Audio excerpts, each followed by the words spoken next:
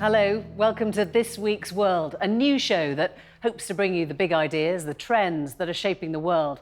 Lesson for this week, switch your microphone off before you say what you're really thinking. But if you think that was a bad gaffe, we're going to bring you the one about the Iraqi Prime Minister and the sofa. This week, is it time to shut down refugee camps? We're at the biggest in the world, and it's not where you'd expect. David Miliband tells us why the whole system may be broken. And we speak to the man who once tried to abolish the World Bank. Is that still his plan now? He's in charge of it. We're with Cubans, how Obama's olive branch is making more flee their homes. And we ask our panel for their moment of the week. Before all that, some of the bits that may have caught your eye and some you might have missed. Do not adjust your sets. This was the week the unimpeachable were finally impeached and the unassailable were elected. Normal service will resume soon. Or will it? As the anti-corruption summit got going in London, President Dilma Rousseff was finally suspended in Brazil for, corruption. Cue protest and counter-protest. How many days till the Olympics again? Not to be out-trumped, the Philippines have voted in Rodrigo Duterte, aka Dirty Harry, as their new president. Who knows whether it was his promise to execute 10,000 or indeed his jokes about rape that delighted the public most, but collectively they got him the job.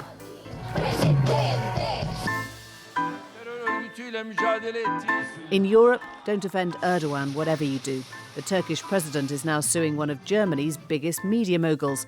He's already attempted to prosecute a satirist, a teenager, a footballer and a newspaper editor. With the country's prime minister resigning last week, that migrant deal with the EU is looking a little more strained. Oh, and it's Eurovision this weekend. What do you prefer, European techno or European technocrats? Forget the Brexit debate. A recent poll showed Brits wanting to leave the song contest have a 20-point lead. Well, to chat through some of those stories and more, our panel in the studio, Blanid Healy, the UK editor of Mashable, and Roula Khalaf of the Financial Times. Great to have you both here. And I'm going to start by asking you each for your person of the week. Doesn't have to be somebody you like, but Roula, who springs to mind? I think I'd have to say President Erdogan of Turkey, not because he's somebody that I like, but because he's been trying to escalate his attempt to export his allergy to any criticism to Europe. In Turkey, there are about 2,000 people, 2,000 cases against people who have dared to criticize President Erdogan. But he's actually been trying to do the same in Germany, which needs him and has to a certain extent allowed him to do this.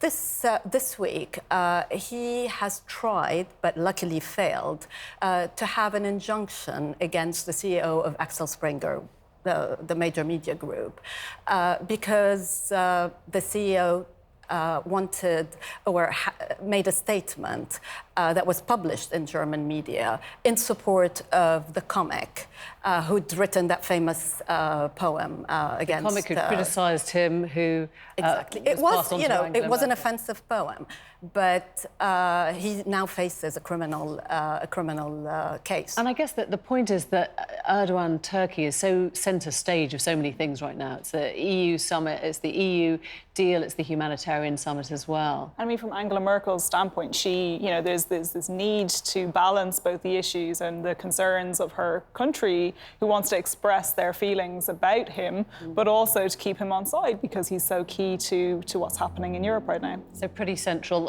Your person of the week, Blanid, we've been talking a little bit about the new Philippines president, who they call Dirty Harry, but you've gone one further. Yeah, Geraldine Roman is, she is the first trans person to be elected into the Philippines Congress. So a very different story, I think, to the one that dominated a lot of the headlines in the Philippines. She comes from a political dynasty. I think both her mother and her father were both figures, quite large figures in politics there. And she has taken a seat. She was voted with an overwhelming majority of 62% of the vote. And she has vowed to take on the trans cause and to further, you know, the equality of the trans community. There was a Labour councillor elected here in Britain as well, who's transgender, the first one. you'd think it was a tipping point, and yet, of course, you know, the cases in China, we've had the exact opposite of the... Yeah, I mean, a very difficult case. A person whose identity hasn't been disclosed is known as Mr. C. And Mr. C, who was born female, was working for a company and was told by the company that he couldn't wear the clothing that he wanted to wear into work every day because it wasn't deemed to be appropriate for the company that he was working within. So he took his case after he was fired to the Labour arbitration panel, and they effectively told him, well, sorry, but the company was in the right. There was no discrimination. It's interesting when the state steps in, and I think your row of the week takes us on to that ruler. The toilet insanity, that's what I call it. In North Carolina, essentially, the legislature passed a bill that would prevent people, transgender people, from choosing which bathroom they wanted to go to. This is, of course, part of a much larger trend that we're seeing in various US states right now. What happened this week is that after the Justice Department stepped in and essentially told North Carolina to scrap this bill, North Carolina has sued the Justice Department. And there's going to be a lot of wrangling about the Civil Rights Act and what does it mean and what does, the inclusion of sex actually means. But it's a case that actually says an awful lot. Then it's not just about bathrooms, obviously. Interesting, though, isn't it, when Obama comes, as it were, to the rescue in a civil rights case? Yeah, I mean, I think the words this week that really resonated in the trans community were the words that Loretta Lynch spoke about, "We see you." And I think the trans community took those words, and people like Laverne Cox and people who've been very vocal within that community, it meant a lot that that Loretta Lynch stood up there and said that, "We see you, and we're going to work to try and help." OK, we're going to end with Blanid, your soft furnishing moment of the week. I say this advisedly. We all think we've seen the gaffe of the week, but you've gone to a different place. Yeah, so the gaffe of the week wasn't necessarily with the Queen and David Cameron. In fact, it was a little earlier with a pristine white sofa in Iraq. And this comes off the back of the protests over the weekend with the protests who occupied Parliament. There was a sofa that had some bloodstains on it and some bottles, and the Speaker and Prime Minister in Iraq looking at it kind of mournfully. And this photograph, for a lot of people in Iraq, summarises, I suppose, the feeling of how out of touch they are with the people, that they could be looking so mournfully at a pristine sofa when there are, much wider issues outside of the green zone. What was interesting was the way that started to go viral. It wasn't that it started more protests. People were filming their own sofas. Yeah, so you've got all of these people looking at their own sofas, and people were photoshopping people. So yeah, it totally took off on social media with a hashtag and was widely shared. Does this feel like a sort of let them eat cake moment when the leaders of the country seemed completely out of step and out of touch with the electorate? Absolutely.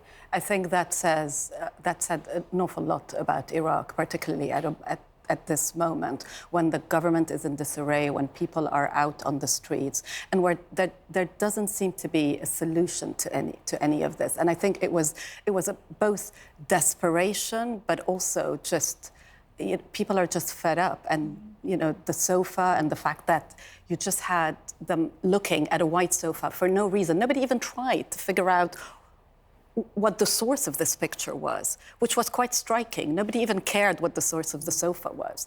It just kind of told them, this is the state of Iraq today. Thanks both very much. Now, most people know the Syrian war has prompted a refugee crisis that is destabilising Europe. But in fact, it's just a small part of a much more worrying global trend. Across the world, the number of refugees is rising, and the system that's meant to deal with them is failing. Here's that story of the failure in numbers.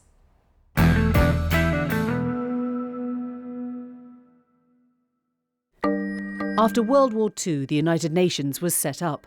One of its early tasks was to help refugees in Europe using aid money. Over 70 years, that remit has grown hugely, and so has the cost. In 2000, the cost of managing all the world's humanitarian crises was $2 billion. Now it's $25 billion. Even in real terms, That's an incredible rise. War is a huge factor. 80% of today's humanitarian effort now goes on helping people displaced by long-term conflict rather than disasters. Despite being intended as a temporary status, the average time spent as a refugee is now 17 years. Someone displaced at the end of the last century is probably still unable to go home. And over 80% are refugees for over 10 years. The movement of Syrians and others to Europe caused major political upheaval, but migrant and refugee numbers are much higher in countries next to warring neighbours. In 2015, the International Rescue Committee estimated that 60 million people in total are displaced around the world, with 42,500 people on the move every day. The UN is gathering this month to talk about it, but one major emergency charity has already pulled out.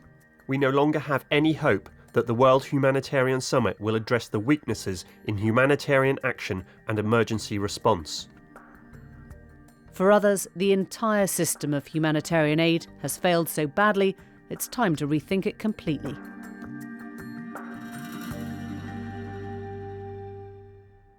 So any clues where the biggest refugee camp is? Well, actually, it's in Kenya.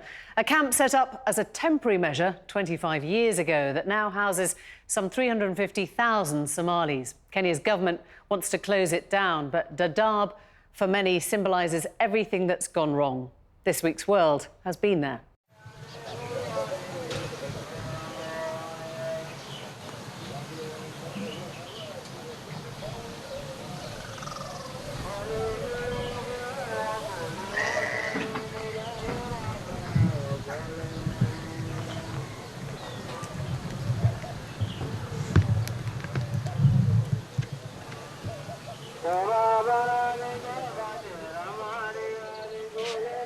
My name is Mohammed Abdullahi. I'm living in one of the camps of the refugee camps.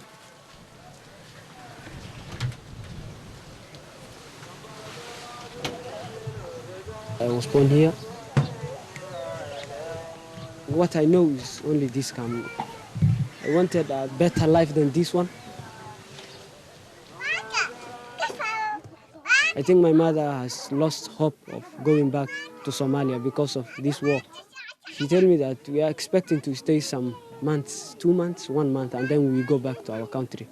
But months, yes, until we come here, and up to now we are here.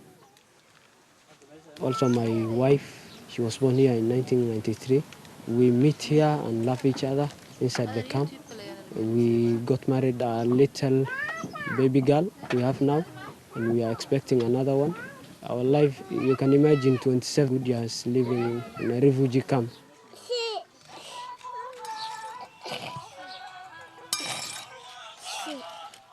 We don't know another place. We don't know our country, Somalia. We are just like a bird in a cage, cannot move anywhere else.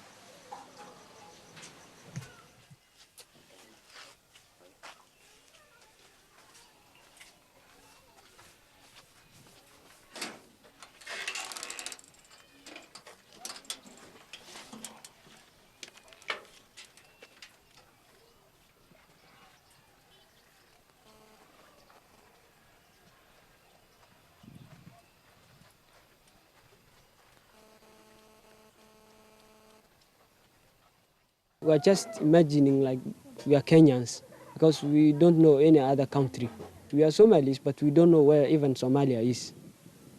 If you ask me now which direction Somalia is, I cannot tell you.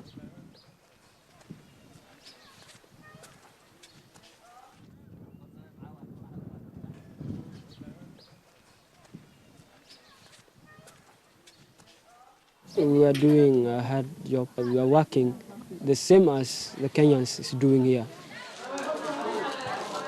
We are earning less than $100. We are not looking the amount we are earning, but we are looking the people we are helping. We are helping our mothers, our sisters, our children. What we are helping is our people.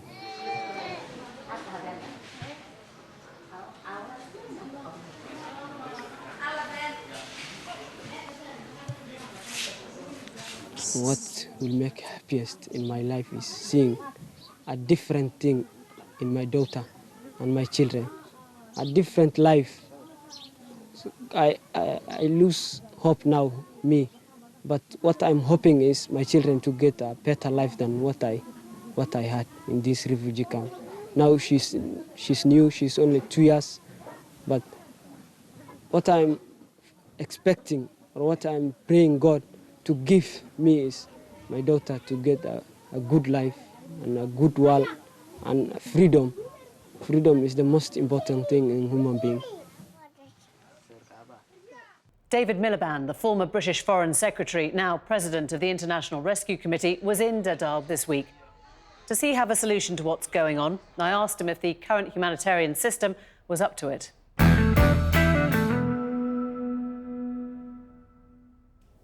I think there's a massive issue that the post-war settlement has set up a set of institutions which were designed for yesterday's problems, not tomorrow's.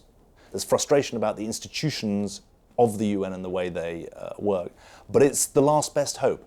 Dadaab, a refugee camp that was set up in 1992 as a transit camp. I don't think anyone thought it would still be going some 25 years later. It's the most hellish transit camp you could ever imagine. 360,000 people, generations born there, and in a way a symptom of a humanitarian system that doesn't work. There needs to be a new deal, really, with countries like Kenya that says, look, we understand that for you to house large numbers of refugees is delivering a global public good, but to do that effectively, to let people work, you're going to have to get international support. And so the role of the World Bank and other institutions becomes absolutely vital to a new kind of bargain, not just with the refugees, but with countries like Kenya. What is that new deal, that new bargain? I think the new bargain is that a small number of people, probably up to 10% of the refugees, the most vulnerable, are relocated to the richer countries in the West and elsewhere because of their medical needs, because they're orphans, etc. But then the large majority of people, the only real hope for them is to become productive residents of the countries that they've fled to. And that's a massive call on the countries concerned. But if we can ensure that they get international financial support to build up their economies, then it becomes a chance to avoid the kind of Dadaab situation of long-term housing of people in places that become magnets for criminality, never mind for terrorism. I want to look at your solution, which is essentially states saying you're not refugees anymore, you're citizens. Well, I think that I use the word residents, productive residents, but I do think that at the moment we're stuck in a situation where refugees are seen as only a burden. And while they're not allowed to work, you can see why people think that. So should we be saying that in the UK? Should we be welcoming Syrians in greater numbers here and saying those people will come and they will work? I think so, because at the moment we are in a situation where the UK has committed to accept 6 Syrians per parliamentary constituency. What I've said is that if the UK was taking 25,000 Syrians a year, that would translate into 40 Syrians per parliamentary constituency. That's not going to overwhelm the system. Do you think Angela Merkel was on the right track when she said we're going to open our doors to 1 million people coming I think she was certainly on the right track because there were already 500,000 Syrians in Germany last summer when she made her pledge. The problem is that there were 2 things missing from the commitment that she made. One was, how do we have more effective action in Lebanon, Turkey and Jordan so that those countries are able to support people better? And secondly, she needed more support from the rest of Europe, and the danger obviously is that it divides Europe rather than unites it. Is your message to the British public, get used to it, this is going to have to happen? My message to the British public is that there's a choice. Either refugees come to Europe in a disorderly, illegal and dangerous way, or they come to Europe in an orderly, legal and organised fashion. And the latter is far, far preferable because the sight of thousands of people dying in the Mediterranean is something that I think appalls everyone.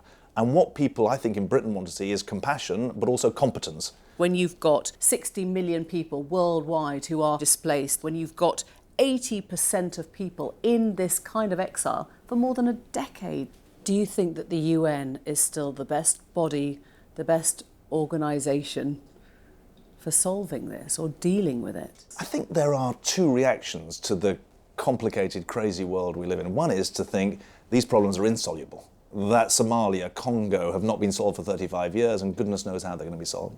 The other response is, let's take the steps a step at a time to make them better. And the UN is now at an absolutely critical juncture. There are record numbers of people fleeing conflict. This is the moment when the UN has to have the strength to reform itself as well as to call on others to reform.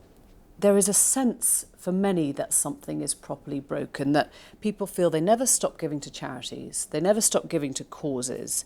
They're being asked to open, if you like, their homes or their countries to people. And yet the scale of the problem is overwhelming. And you can't just point to the Syrian war. You have to say there is a fundamental problem with how we define a refugee or with how we attempt to approach and solve the problem.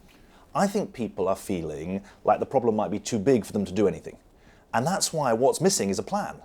And the plan has got to be about the limited numbers who are going to be relocated to third countries, to richer countries, and the big new effort that's going to take place in the countries that are hosting refugees, which are on the borders of countries at civil wars, which is not countries in Europe and frankly not the US either, who need a new deal that recognises these are long-term problems, that need an economic solution as well as a social solution. And so the camp-based temporary quote-unquote relief is not going to be the way of the future. The way of the future is get these people into work, get their kids into an education, make them part of society as residents, and it's up to the countries concerned about whether they want to be citizens, get them in a position where they can eventually go back if the war ever ends. A last word, do you think a Trump presidency could make the world safer? I obviously can't get into the ins and outs or the left and right of American political debate. What I do reflect on is the new toxicity of issues associated with refugees in the US. And it's all the more striking because I work less than 2 miles from the Statue of Liberty, which says, "Bring me your poor and huddled masses." The DNA of the US is about welcoming people from all over the world. David Miliband, thank you. Thank you very much. Big idea, but could it ever work in practice? Jordan's proximity to Syria and Iraq has made it a first port of call for those fleeing conflict. Jordan currently hosts 1.2 million Syrians. That's over 13% of its population. And according to the World Bank, the current refugee crisis is costing the country $2.5 billion a year, or 6% of Jordan's GDP. Dr. Mohammed El-Mamani is a Jordanian Minister of State, and he joins us from Amman. Dr. Mamani, thanks for joining us. Is it realistic to say you're no longer refugees, you are now residents, you can go and work? Look, it depends on the case. In a country like Jordan, for example, we have an unemployment rate of 13%. So we don't have jobs to give to refugees to begin with. That's why through the London Compact, we discussed with our European friends and international community possibilities of creating jobs. And then, of course, anyone can take these jobs. So I guess if a country, a host country, does have enough jobs to offer to anyone, yes, they can use refugees to take these jobs and to make better living for their lives. In fact, it will be good for the economy of the host country as well as for the refugees to improve their status. Because now for refugees who do not work, we have to provide for their education, health, for all their needs. So if they end up getting a job, maybe they can help themselves, and in return, the whole economy will benefit out of this. What do you make of this plan, the idea of ending refugee camps and letting refugees stay and become residents and working? I just think the most important thing for us is that we should be able to help refugees in different ways and shapes, and providing them some services through refugee camps is still a feasible thing. In Jordan, we have an experience with 1.3 million Syrian refugees.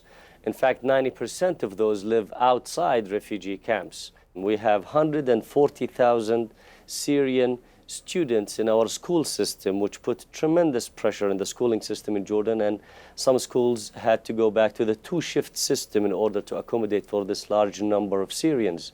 Hundreds of thousands of Syrians have visited our hospitals and medical centers in order to get proper health care. So this is exactly what we are doing in Jordan. That's why we're getting all these compliments, I guess, and support from the international community, because the way we dealt with this humanitarian crisis has been, I think, an example to be followed. Dr. Momani, thank you very much for joining us. Thank you. Well, for the first time ever, the World Bank has a leader who doesn't come from politics nor from economics. The humanitarian system is sick. It may just need a medic. He's the medical doctor who once called for the World Bank to be abolished, and now he runs it. Set up in 1944 alongside the IMF to maintain the world's economic order, the World Bank's focus is ending poverty. By tradition, it's always run by an American. Yong Kim, born in Korea and raised in Iowa, was put forward by President Obama. I could not be more pleased to nominate Jim for this job. He once argued the bank's obsession with GDP growth cast human beings aside, and in office, he's always been a radical and deeply controversial reformer.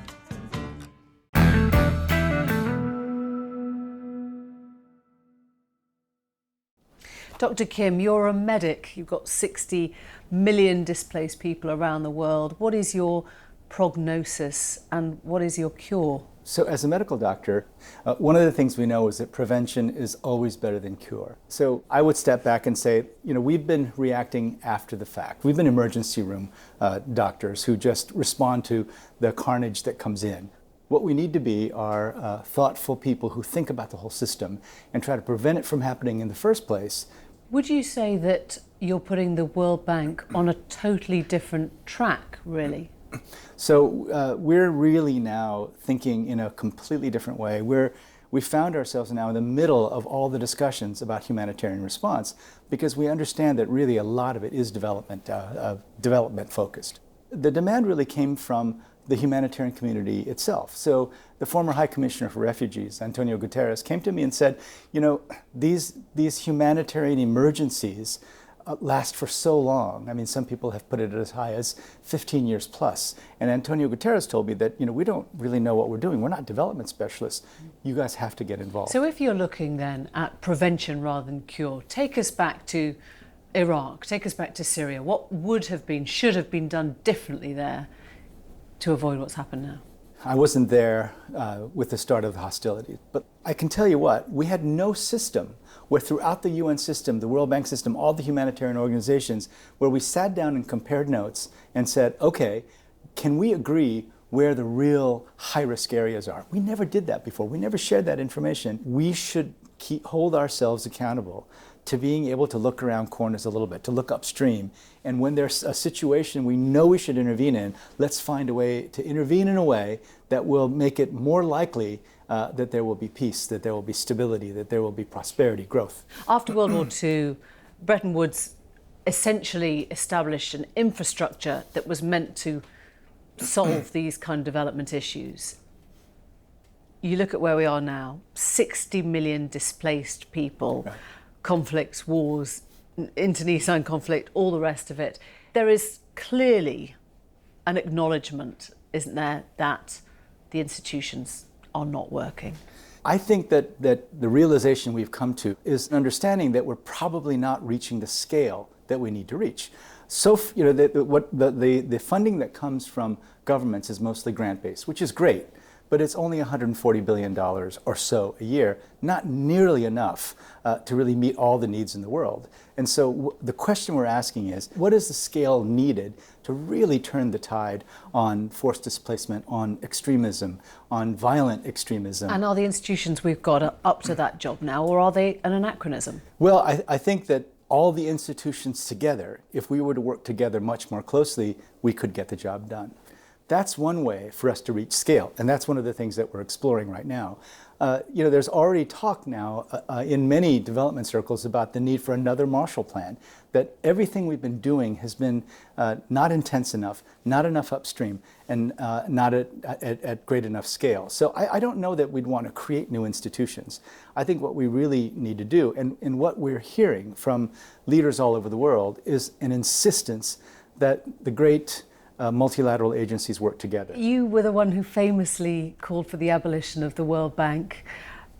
As president now, do the same kind of things still irk you about it? Or do you think you have ripped up the old model? When I was part of the 50 Years is Enough movement in 1994, the bank really was very focused on GDP growth. And our complaint at that time was that things like investing in health and education shouldn't be afterthoughts. All the good things that people need, health, education, social protection, these things don't happen automatically with GDP growth. So that was really our very specific critique.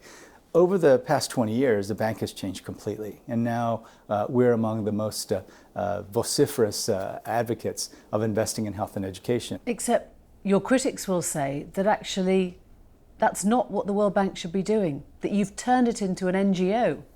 There's nothing that we do at the World Bank Group that we haven't thought about deeply in terms of evidence. Let me just give you some. So for a long time, people said, well, health this is about charitable outreach to individual sick people. In developing countries, from 2000 to 2011, fully 24% of what he called full income growth, not just growth in the GDP, but growth in people's ability to participate in the economy, 24% of that was due to better health outcomes. So we now know for certain that investing in health is directly connected to economic growth. And when you talk about investing, do you think the World Bank has a role in telling developing countries how to spend the money that's coming into them? It used to be that we were quite ideological. We had very specific beliefs about what countries should do, and we just didn't have the evidence base to back it up. So at the World Bank, we've really, really made an effort to move beyond ideology. We're not just saying do this because ideologically. But it's not just about ideology, is it? It's about, do you attach conditions? Do you want to see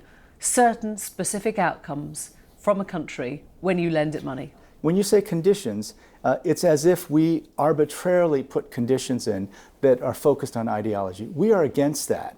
And I was against that when we were protesting against the World Bank. The good news is there's lots more data, lots more evidence now.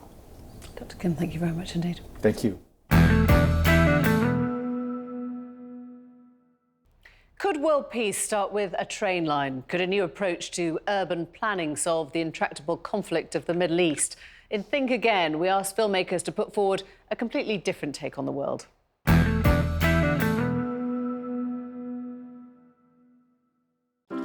In the Middle East, older people would tell you about a time when it was possible to have breakfast in Beirut, lunch in Damascus, and dinner in Baghdad. But alas, that was in the past. 100 years ago, colonial powers signed the Sykes-Picot Agreement. This established borders ending the era of free travel across the Levant. So here's my idea, the mega-linear city.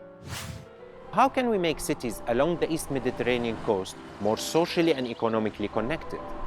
Europe's done it.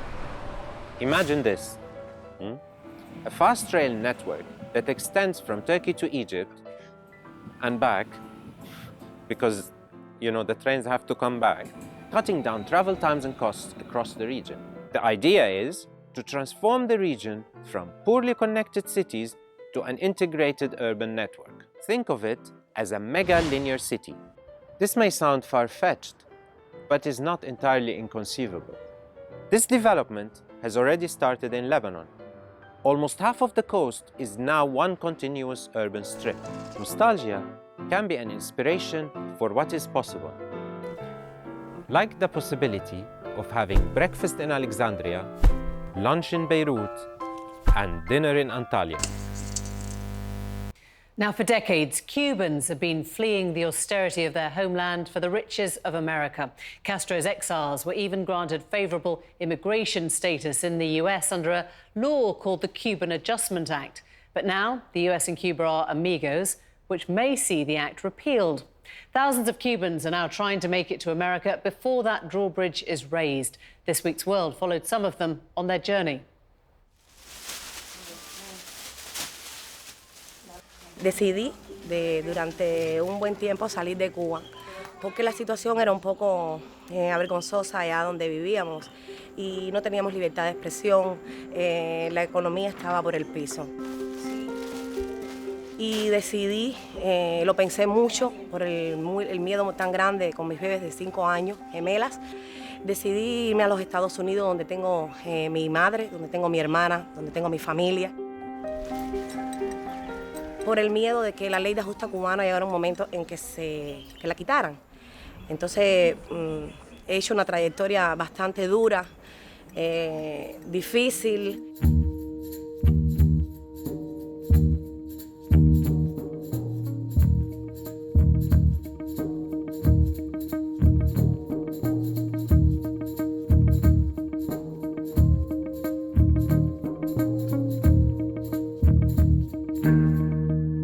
Dios solo sabe todo lo que una madre puede pasar en una travesía, en miedo de cualquier cosa que pueda suceder.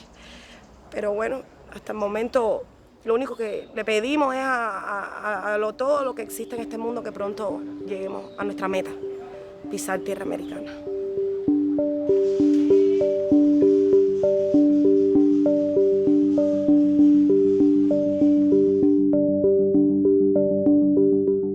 Parado aquí 4 meses, esperando una respuesta. Nosotros salimos de Cuba, una familia, el 26 de diciembre, mi esposo, mis 2 niños.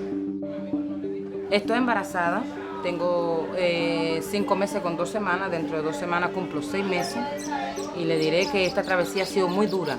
Sí, van a dar 200.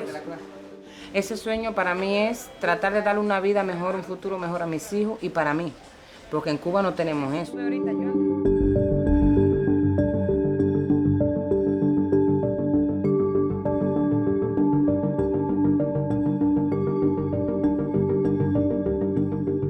To have a policy that's fair to everybody trying to get into the United States. All we're saying is treat the Cubans like any other immigrant that comes into the United States. Don't elevate them to this special preferential type of treatment. Treat them on a case-by-case basis.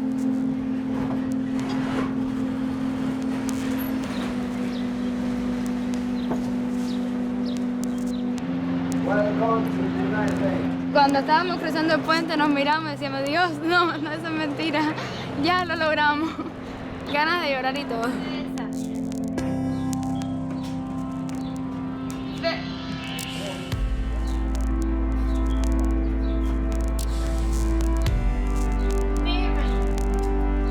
Subí montañas, atravesé lagos, ríos, la pasé terrible.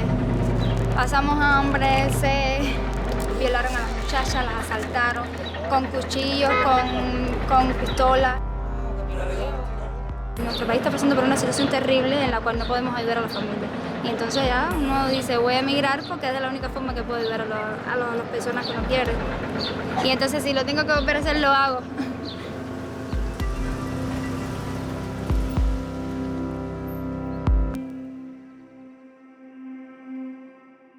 Well, that's everything we have this week. But for the politicos amongst you who wondered why I didn't ask David Miliband about his thoughts on the Labour Party, the Tooting by-election, the rumours he might work for Hillary Clinton, I did. Here's what happened. Look, I'm really not going to get... I think if I become a commentator on national politics, I have a funny feeling as to what might be the clips that come out of this. Understood. OK, so we didn't get that ruling out. Are you going to rule out, just quickly for me, a Tooting by-election? I'm not ruling out. But what I have to be is very disciplined.